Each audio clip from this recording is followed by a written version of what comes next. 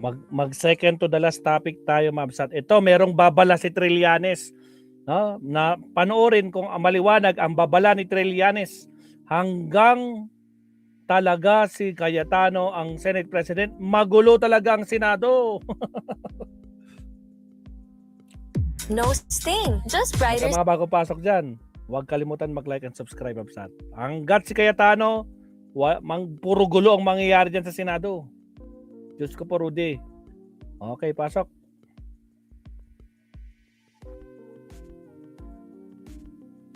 Maraming paligoy-ligoy pa. Diretso sa punto na. Maiksi lang ang komentaryo, pero diretso sa punto. Maraming kuro-kuro. May tiwali, may totoo. Dito, sa puntong diretso tayo. Punto diretso. Punto diretso.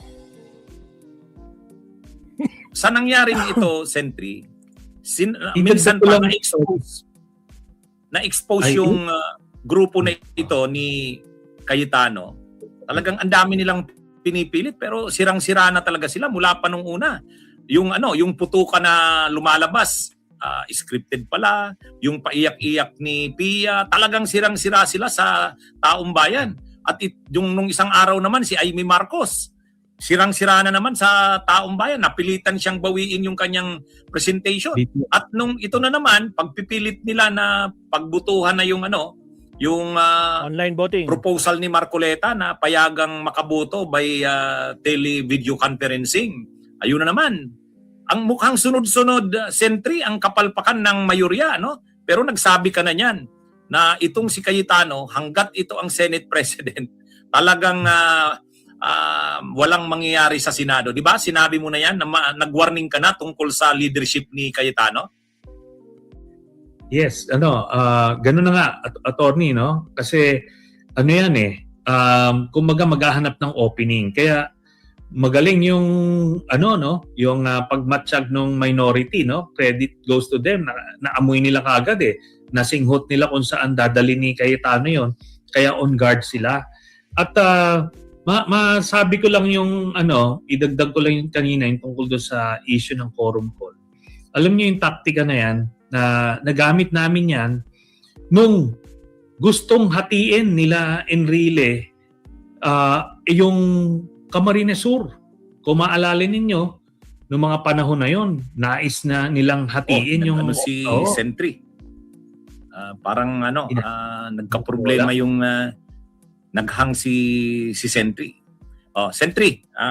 Yan. Okay na? Okay. Oo.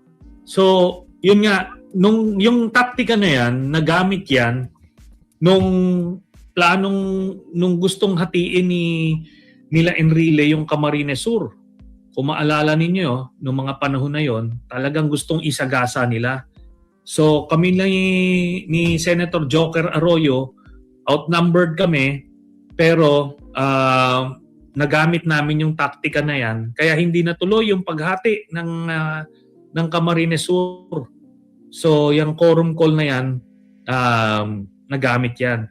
Kaya ito, yung mga parliamentary tactics na yan, kung hindi mo babasahin yung rules, dalawa kasi yan bukod dun sa Senate rules, meron pang mga supplementary rules na tinatawag, yung Jefferson's Rules of Parliament, tsaka yung Robert's Rules of Parliament. Yun yung mga gabay para kung paano mo mailalabas yung position mo, lalo na kung ikaw ay minority, ano yung mga pwede mong gamitin to prevent the tyranny of majority na tinatawag. So, ando doon yun, incorporated yun. Kaya kailangan minamaster yun. Hindi pwedeng iwido-wido yan, attorney. Kaya maganda. Dito kasi sa panig ng minority, maraming parliamentarians dyan na magagaling. Si Senator Soto, si Senator Lacson, si Senator Mig Subiri, dating majority floor leader din yan. Si Senator Kiko, dating majority floor leader yan. Etong si Senator Risa, rin yan, nag-deputy majority floor leader din yan. Kumbaga, ito yun sila nag-aaral ng Senate rules saka rules of Parliament. Kaya hindi mo basta-basta maiikutan yan kung lalo na kung mga kagayang bagito ni Marcoleta. So ano na bang mangyayari, Sentry? Kasi sa Monday, Senate uli nila yung session nila sa Monday. So anong posibleng mangyari sa Monday? Okay, ang isang unang pwedeng mangyari ay kung may issuehan ng warrant of arrest itong si Jinggoy either Friday or Saturday. Pag nangyari yan at makulong siya, ma-issuehan siya ng warrant ng sandigan, by Monday, -1 na naman yung grupo nila Cayetano. Tabla na. So kung ngayon ay 12 sila, dahil wala na si Bato, magiging 11 na lang sila. So magiging tabla na sila nung minority. O, tapos, ang isang rule pa dyan, ang presiding officer, Hindi si bilang. Cayetano. Tapos, di magiging 10 na lang yung nasa floor. Ang isang rule kasi dyan, ang presiding officer bumoboto lang kung tabla ang kaso dun sa botohan. Kaso kung 10 na lang yung nasa floor, 11 yung minority, di ma-outnumber na nila yon palagi sa kahit na anong motion kasi yung presiding officer hindi siya makakaboto unless tabla. So, yun ang ano nito. Lalo na magkakaroon lang naman ang yung presiding officer bumoboto kapag kabilangan on third reading, pagbatas. Pero sa mga ordinary motions, hindi siya boboto unless tabla. So, in this case, talagang outnumbered na ng minority, quote-unquote, yung majority. Yun ang tragedy nitong sitwasyon na to para kina Cayetano. Pero ang sitwasyon nito, Sentry, ang mangyayari na to, Senate President si Cayetano, pero lumalabas, parang siya na yung lalabas na Lame duck. minority. Lalo pa kung katulad niyan, magpe-preside sa unahan si Cayetano o kung hindi man kahit si Loren, di ba? Senate President pro tempore. At kung maaresto na si Jinggoy, kulang na talaga sila. So lalabas ngayon, hindi totoong sila na yung majority pagdating sa butuan. Pero dahil hindi pa naman nakakakuha ng 13 yung grupo nila Soto at Lacson, hindi rin mapapalitan ang Senate President. Senate President pa rin si Cayetano. Pero Senate President siya na walang control sa mayorya. Kasi hindi naman sila yung mayorya. Lame duck na Senate President yan. Di ba? Tama, lame duck. Masyadong absurd ang sitwasyon ng sinadong ito. Sentry, tama? Yes, ganun na nga mismo, Atty. Ricky. Kasi masyadong manipis yung kanyang yung kanyang majority, tapos in this case physically nabawasan pa siya, so mas marami na yung numero, so majority lang siya on paper, on paper, by name lang, pero sa actual head count lamang yung kabila, yung grupo nila Soto. Pero tama kayo, since wala pang 13,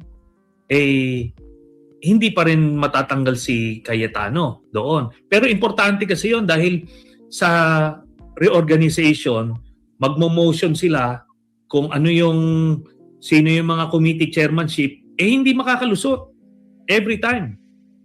Ang makakalusot yung posisyon ng minorya kasi mas marami sila every voting. Kaya yun yung problema netong grupo nila Cayetano. At ito, isa pang possibility, assuming ma-issue yung warrant kay Jinggoy, so -1. Tapos, isa pang possibility, kung may tumalon mula doon sa grupo nila Cayetano, doon naman sa grupo nila Soto, kung ganun yon, ora mismo tanggal si Cayetano at malabo nang mabawi nilang muli yung Senate presidency kasi nga bukod sa hindi na magpapakita yan si Bato, si Jinggoy makukulong pa. So talagang yun yung problema rito. Kasi tatandaan natin, yung mga iba dyan sa nasa grupo ni Cayetano ngayon, dati yan, nasa grupo yan nila Soto. Nag-uusap-usap lang naman yan eh. Pagka maganda-ganda yung Mood. mga napag-usapan, pwedeng tumalon din kaagad yan, ora mismo. Hindi, at saka, ang usapin dito, Sentry, ang lumalabas mula pa ng maging Senate President si Cayetano, ang gulo na talaga ng Senado. 'Di ba? Yung putukan na actually sabi nila under attack ang Senate pero lumalabas hindi naman. Tapos yung drama ni Pia Cayetano, yung Drama ni Aimee. presentation ni Aimee na nagkagulo rin ang Senado. Tapos yun na namang proposal ni Marcoleta na hindi pa rin nadidesisyonan, nagkagulo rin ang Senado. So, kumbaga sunod-sunod ngayon, kapag nakikita na rin naman na wala naman talaga ng control si Cayetano sa Senado dahil wala na sila ng mayorya nila hindi makaka-join si Bato dahil nagtatago, makukulong na sila Jinggoy. Kailangan na nilang tanggapin ang katotohanan na mas maganda magpalit na ng liderato para manormalize na ang Senado. Kasi hanggang saan nila dadalhin sa ganyan ang Senado? Kahit naman sila, yung mga kasamahan doon sa grupo nila Cayetano, dapat mag-isip-isip na rin. Kasi sirang-sila na ang reputasyon ng Senado. Hanggang ba sa huli, hanggang sa dulo? Ganyan, susuportahan nila si Cayetano kahit sirang-sira na ang Senado? Kahit sa totoo lang, wala naman talaga na siyang liderato kasi hindi niya nahawak ang mayorya. Diba, Sentry? Parang willing ba sila na i-risk ang reputasyon ng Senado na ngayon ay sirang-sira na? Pwedeng sila Marcoleta, sila Padilla, willing kahit na Running a 6.6 mega sale but want a better ROI? Get up to 340,035 anong mangyari, sila. Pero itong iba dyan, hindi ba nila naiisip na sabi nga ni Senador Ping Lacson, putik na ang Senado, mas malala pa sa imahe ng House of Representatives, di ba, Sentry? I totally agree, attorney. At gaya nga nung sabi ko nga na habang nandiyan yan si Cayetano, marami pang mga kalokohan na may isip yan. At hindi ito bago. Para sa mga kaalaman lang ng mga viewers. Gawain Alam niyo talaga si Cayetano, nung nag-Speaker of the House yan, nung panahon ni Digong, nakiusap yan kay Digong na paupuin siya as Speaker. At nag-term sharing sila ni Lord Velasco. 18 months each sila. Para tapos wais nga siya, so siya daw nauna siya.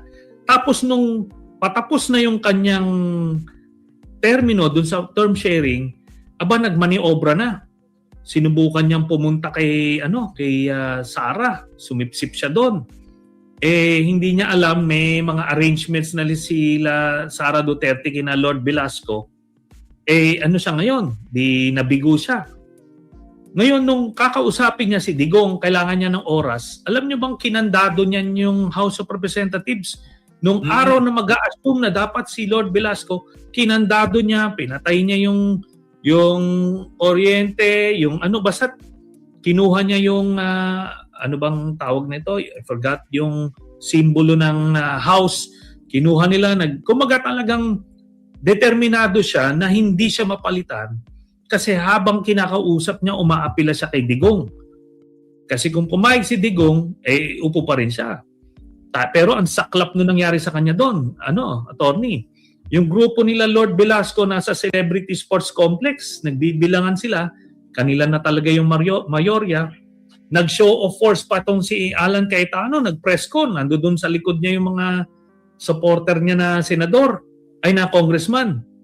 Biglang nung nalaman na nung mga mga supporter niya na congressman na nakuha na talaga ng majority yung kay Lord Velasco at hindi siya inapruban na i-extend, doon mismo sa press con, naglilipatan, nag-aalisan yung mga congressman.